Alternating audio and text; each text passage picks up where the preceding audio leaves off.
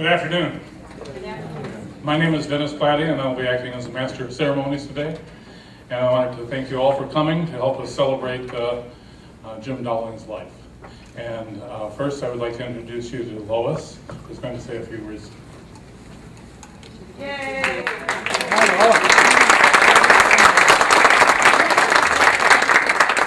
Forgot about the microphone. It's a little high. There we go. Even though I've learned to memorize, I sort of need a few things here to keep me on track. There's so much I could say. Jim appears to you in two different personalities, and sort of this is Chuckles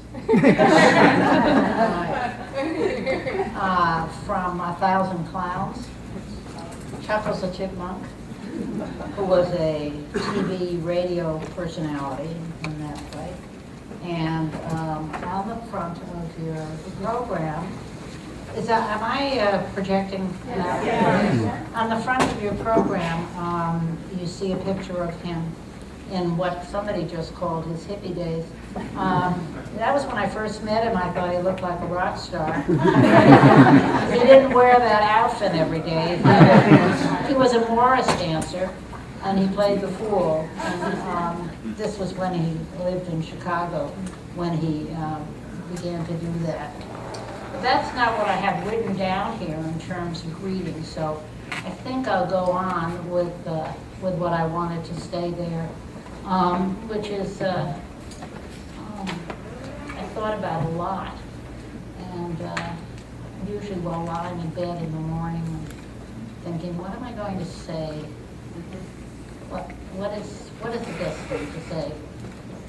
So for some reason, I thought, one popular religious wedding service begins, "Dearly beloved, we're gathered here."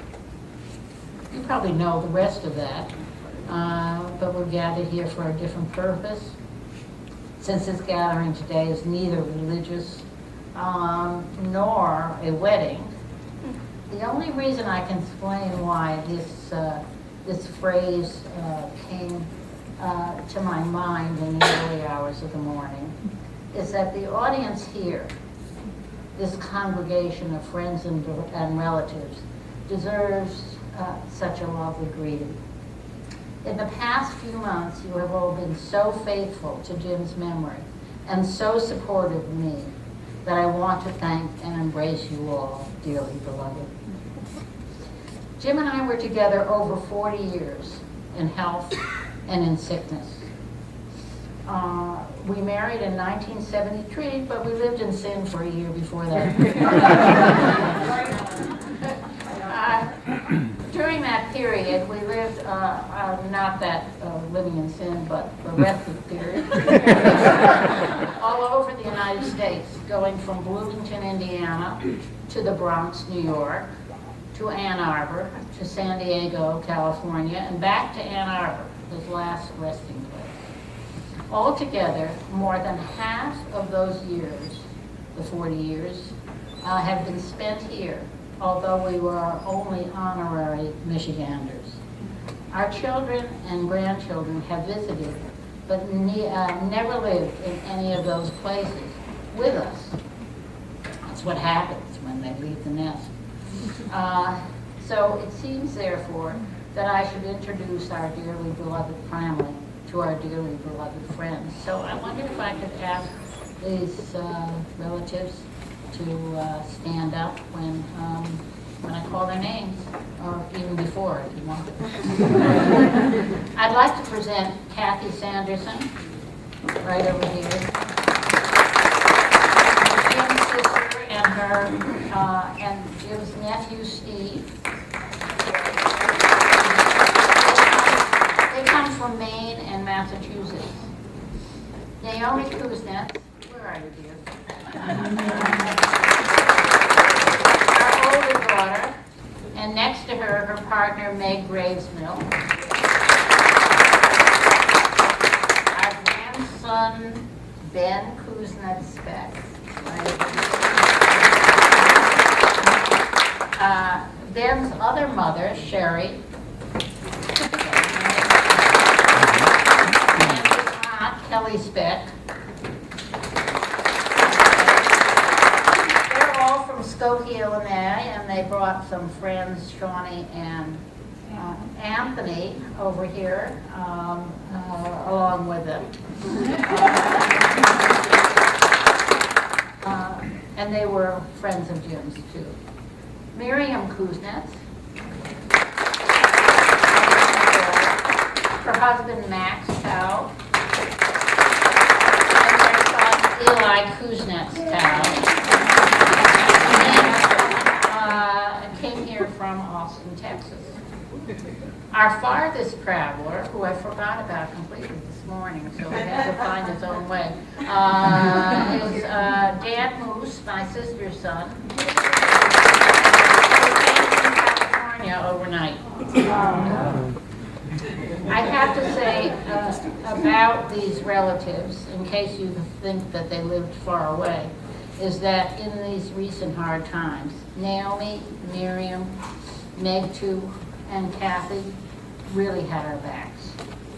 So I'll let our friends introduce themselves, because that would be it. We can't even see you anyplace. That would be a hard job for me, and I don't want to extend this too long. But before the rest of you get a chance to talk, I'll just add some special thanks to Riverside Arts Center for opening the building to us now, and all those many times that Jim and I performed here, front and backstage, for the last 15 years or so. Also deserving are the members of PTD Productions, Ypsilanti's community theater, who have often stood in for family, but never as wonderfully as they stood in and with family during Jim's last days.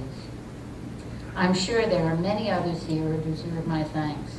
But now, dearly beloved, I'll turn the mic over to Dennis Platty, President of PTD and appointed Master of Ceremonies for the rest of our celebration. Thank you.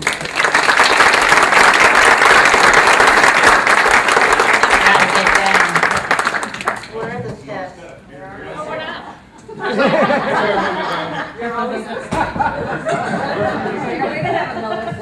Didn't feel like I was on stage. You're in the spotlight, so that's what matters.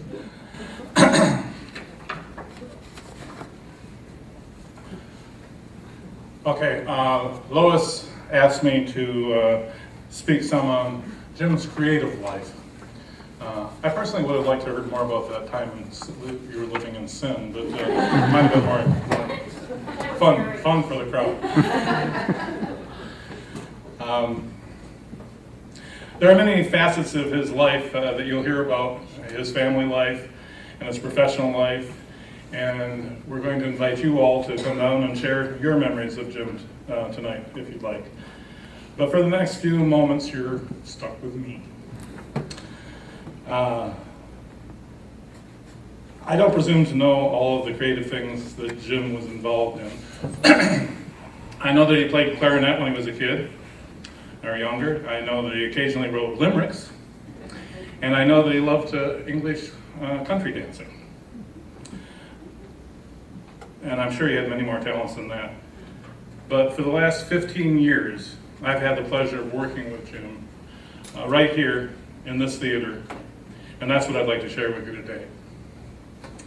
Over the years, Jim joined us on stage and backstage and many shows, and he also contributed generously in so many ways that I couldn't tell you tonight. But in 1999, Lois had a small part, she had a large part, in a production of Steel Magnolias for PTD. I met Jim at that time, and I'm sure that he worked with us backstage during that show or helped out some way. But I really became to know him the next show when he auditioned for Our Town. It was the last show of our 1999 season, so it's 15 years ago.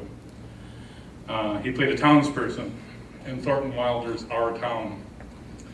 And looking back on this role in that play, it was a fitting start for Jim, as it mixed his artistic side with a philosophical and yet scientific bent. Our Town concludes with a young woman's funeral, After reliving moments from her life, her spirit joins the other residents in the graveyard, where she comments to the narrator on how the living do not understand how wonderful yet fleeting life is. And as she is joined by the others to rest and watch the stars, Jim's character said, "My boy Joel was a sailor, knew them all. He'd sit on the porch evenings and tell them all by name. Yes, sir, wonderful. He used to say it took millions of years for that speck of light to get to the earth. Don't seem like a body could believe it, but that's what he used to say. Millions of years." So all of that play revealed an afterlife. Thornton Wilder urged us to seize each day and appreciate the wonder of each passing moment. So those words, as Jim spoke them, have stuck with me over the years, and I have watched and shared and experienced Jim seizing the day. For the next couple of years, Jim joined us again and again as he settled into the family, which is PTD. He worked behind the scenes. He was elected to the board, became a treasurer of the company, positions which he maintained throughout the years. But by 2002, he was on stage again in Blithe Spirit and Arsenic and Old Lace. The former as a doctor, and the latter as a lonely old man who was poisoned by Lois when she served him a glass of homemade elderberry wine laced with arsenic, strychnine, and just a pinch of cyanide. Fortunately, it was just theater, but I'm not sure that Jim ever let Lois pour him another glass of wine. After the poisoning, he took a year off, but in the spring of 2004, he was back as a guest. Guess who? Gosh's and golly, goody kitty-roonies. Who's Sparky? Who's Spunky? Chip, chip, chip, chip, chipper monkey. Yes, Jim and the Parcel Chipmunk Soup. Suit is Chuckles the Chipmunk, the obnoxious kids show host, barking Chuckles Chips and 1,000 Clowns. This life-size statue is a testament to that portrayal. After that, it seems like we created a monster. And by that winter, he was walking out of Oscar's bathroom and The Odd Couple with a shirt tail caught on his open fly.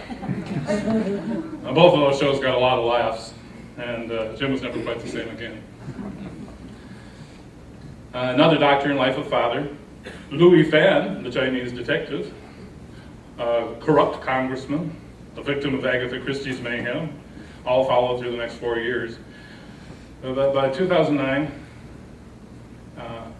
it begged the question as to whether Ito and Auntie Mame, a faithful manservant who had a Spock wig on, you won't recognize him if you're looking at the pictures I'll say, or the Tyrolean guy in Sherlock Holmes who gave directions with his little, I was hoping they were lederhosen and show off his knees, but it's a full suit.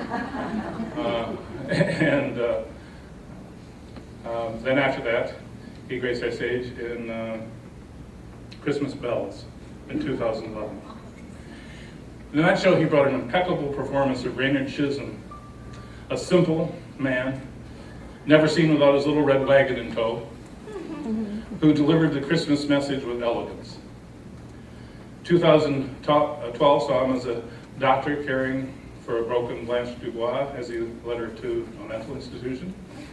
2013, he appeared as in a vaudevillian's doctor's office, being treated by a crazy man, me. 15 years of great memories, as Jim graced us with his talent, intelligence, and generosity. PTD was better for having known Jim, and he shared many happy moments in the years that he was with us on stage. I spent this time dwelling on the many happy moments that I've shared with Jim in the theater and celebrating his creativity. But the many times I've spent with him over the years are not forgotten.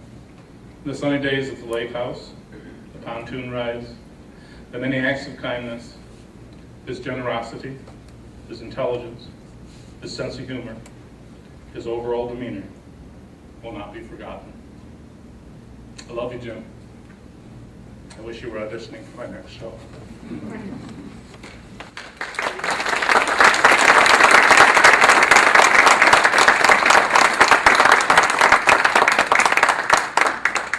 Now we'd like to turn for a few moments and talk a little bit about his professional life.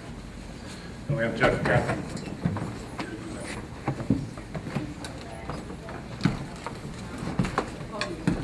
The podium.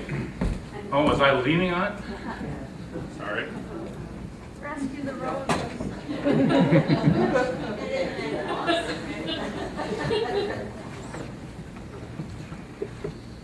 Hi, I'm Jeff Kaplan. I'm the, like I said. So Jim Dowling was the smartest person I've ever worked with. I'm the senior FAME software support person. I worked with Jim from my arrival in 1997 until his departure in 2009. FAME is a tool for management and analysis of historical data. Jim was a co-founder of the company in 1982, and he was the database and processing engine architect and the lead developer. Many of Jim's ideas and decisions in those early days were well ahead of their time. Thanks in large part to Jim's work, this software is still important and valuable today. In the office, Jim knew that his time was valuable. In my first few years, I was often intimidated by Jim. He could be quite impatient with his coworkers' mistakes and confusion. I'll never forget bug 4798, which I wrote in July 2001. It was the first bug opened by me and fixed by Jim. He thought this bug was too important and interesting to delegate to another developer. After that, Jim and I had a healthy mutual respect and a productive working relationship. In the years I've been working on FAME support without Jim backing me up, I've been continuing to think about him just about every day. The design and implementation of FAME has his signature everywhere. Most days, I remember a discussion I had with Jim about how things worked or how things can be improved. Of course, he'll be missed by his many former coworkers here in Ann Arbor and thousands of economists and financial analysts all around the globe, though they may not know his name, will continue to benefit from the fruits of Jim's work for many years to come. We all owe Jim a great debt.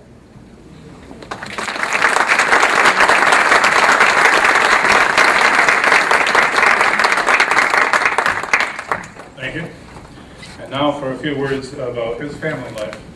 Sister Kathy Sanderson.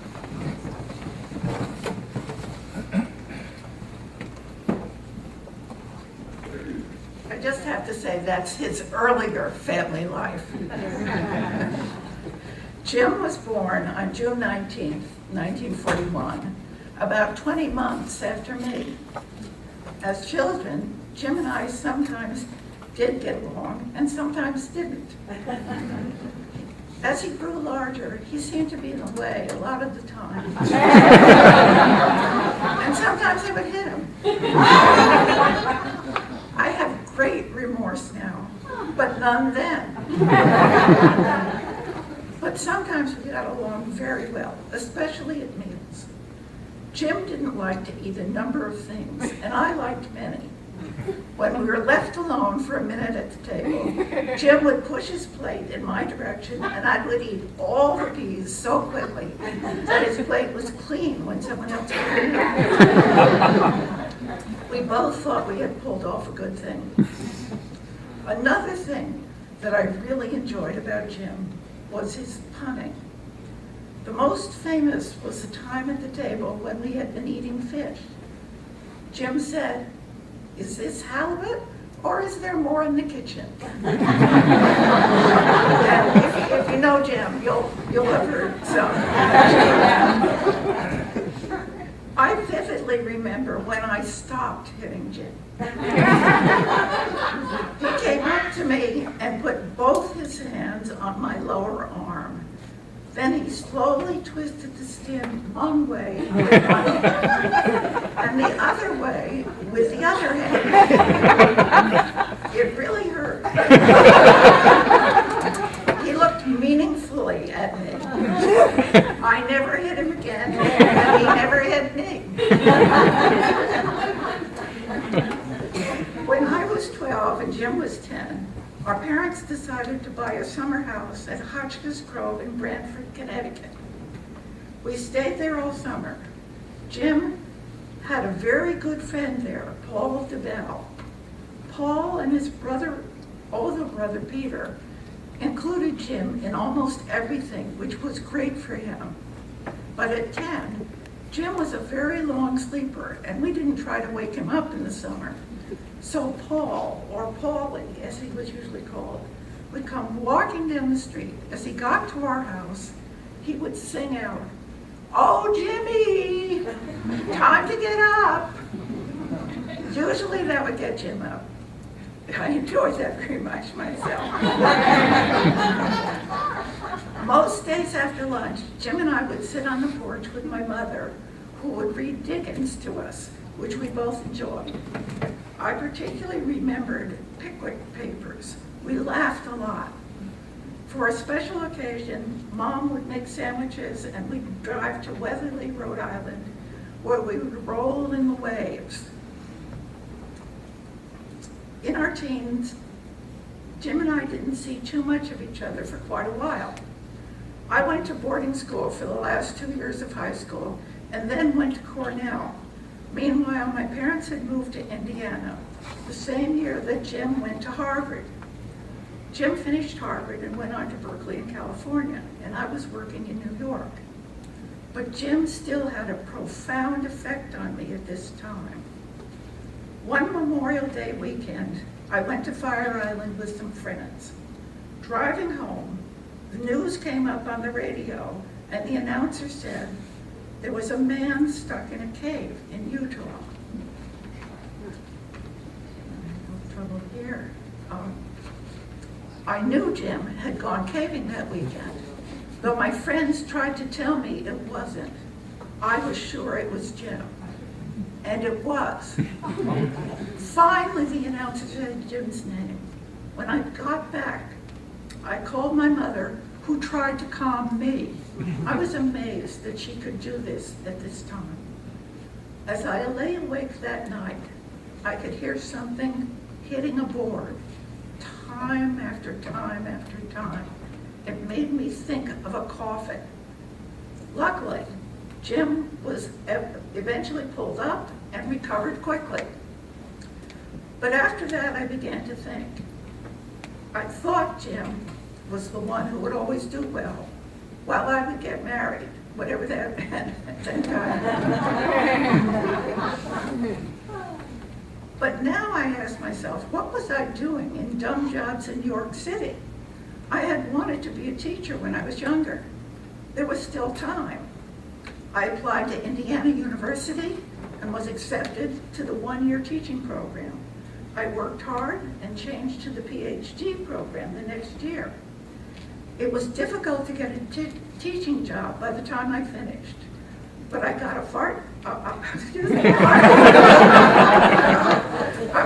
part-time job at the local community college, which later turned into a full-time teaching job to the head of the department and eventually to administration over English, foreign languages, fine arts, theater, philosophy, and sign language.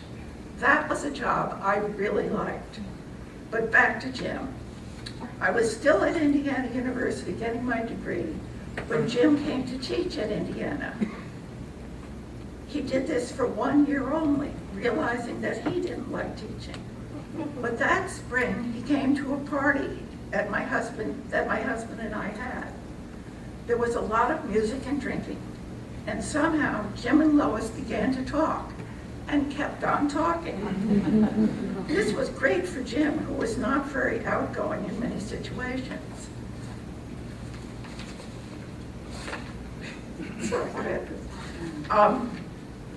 It was great for me too. since my brother married someone who I very much liked.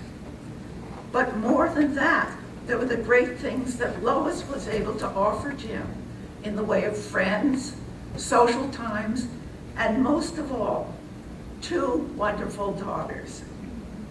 Jim has been lucky in his work and in his family life, for which we are glad.